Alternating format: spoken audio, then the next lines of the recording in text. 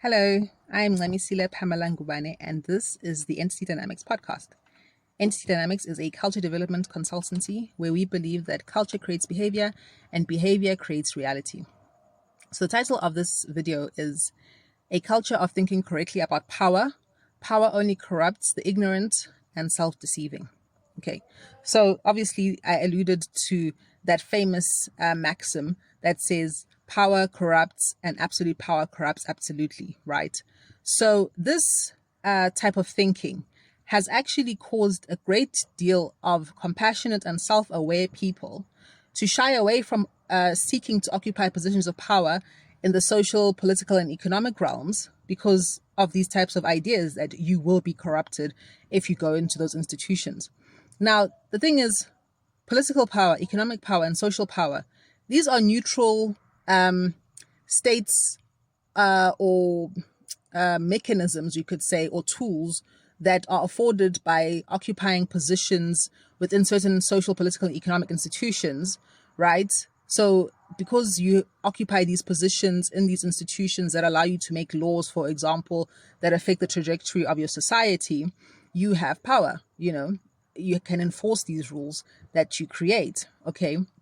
So, these institutions, these positions in these institutions in themselves are neutral. They're neutral. Okay. It's who you are when you enter into those institutions.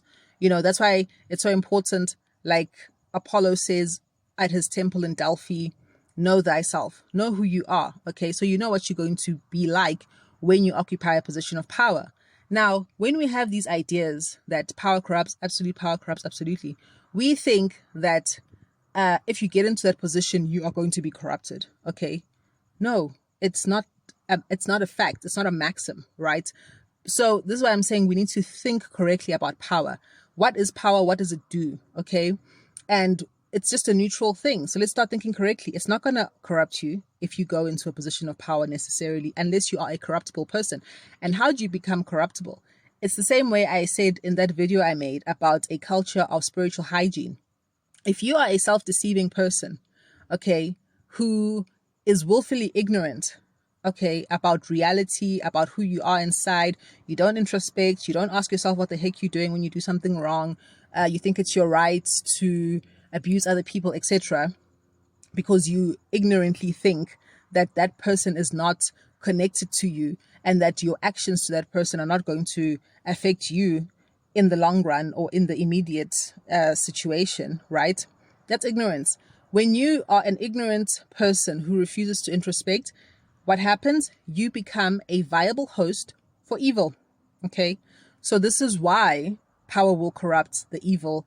I mean, the ignorant and the self-deceiving, because they become viable hosts to evil. And now, can you imagine how luscious a host you must look like to evil when you're in a position of power? Okay. So you can understand how then you can say absolute power corrupts absolutely in that worldview. So I think that, because we have these ideas and we see a playing out of what looks like the truth of this idea in so much corruption amongst political leaders, so much complacency to the corruption of political leaders from social leaders, and the collusion most of the time between economic leaders, social leaders, and political leaders to be corrupt in such a way that causes the oppression of the people. Most people assume that, oh no, if you're in a position of power, you're prone to being corrupt. And let me not go there because I don't want to be corrupt. I want to be a good person.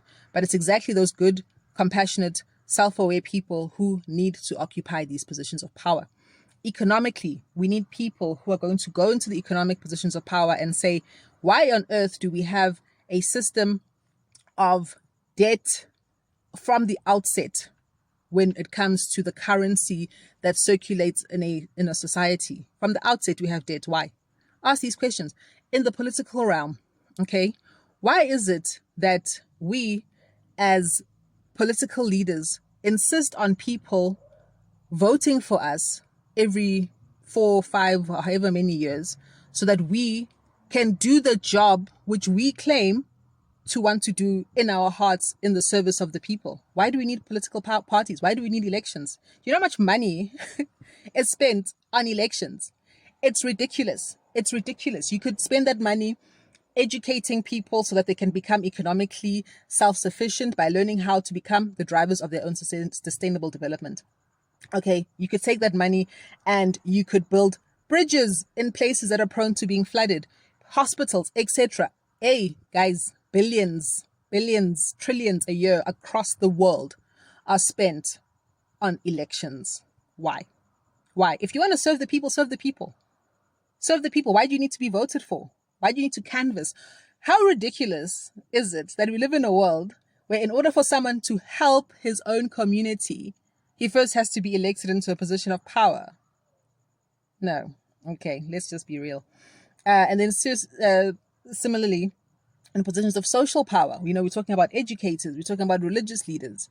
How much do they do to teach the society to question the powerful and to question the functioning of social and political and religious and economic institutions of power? People should be taught to question, not to be just believe. No, just fall in line. No, you're gonna go to hell if you ask those types of questions. No, you should be teaching the society to ask serious questions, to do research. I once spoke, in one of my previous occupations in a church, and I asked people, how many of you have read the Constitution of South Africa? One guy out of maybe like 80 people or 100 people that were there. And then I asked, how many of you read the Bill of Rights? Maybe about 5 or 6. Okay. These are things that social leaders are supposed to be making sure that the people in their communities are fluent in. Fluent. Do you know that in the South African Bill of Rights, if something is a right enshrined in the Bill of Rights, it is the obligation under constitutional law for the government to provide that right, to make sure that that right is protected. This is why there are certain community-based organizations that have taken the government to task for not providing clean water. Do you know that if the government is not able to provide clean water to a community, that community can set up a situation where they're providing the clean water to themselves and then bill the government for doing that work, because they're actually doing the government's work, which the government is constitutionally obliged to do. But who knows these things? Why? Because we don't have social leaders that are teaching the people to become active citizens, to participate in democracy, because democracy does not enforce itself. It is enforced by the demos, by the people. Okay? That's why it's called democracy, the rule of the demos, the people. Okay? So this is where we're seeing social leaders being corrupted. And often they are corrupted because it's much more lucrative and comfortable for them to be in a nice, cushy partnership with political leaders who are in a nice, cushy partnership with economic leaders. Okay?